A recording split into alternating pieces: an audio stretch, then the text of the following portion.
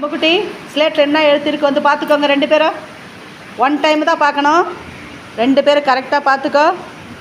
அடுத்த டைம் கிடையாது. போங்க. இன்னொரு முறை வந்து பார்க்கக்கூடாது. பொறுமையாக ஒரு எழுத்து தப்பாக எழுதுனா கூட தப்பு கொடுத்துருவேன். ஆ ம்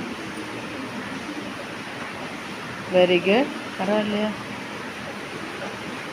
ஆ ம் ஆ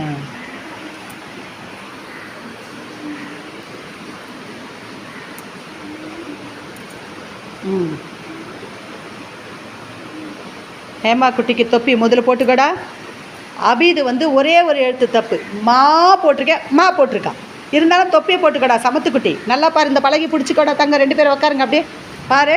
ஹேமாது கரெக்டாக இருக்குது. ஆனால் அபீது மா இல்லை. இருந்தாலும் 2 சமத்துக்குட்டி சூப்பரா.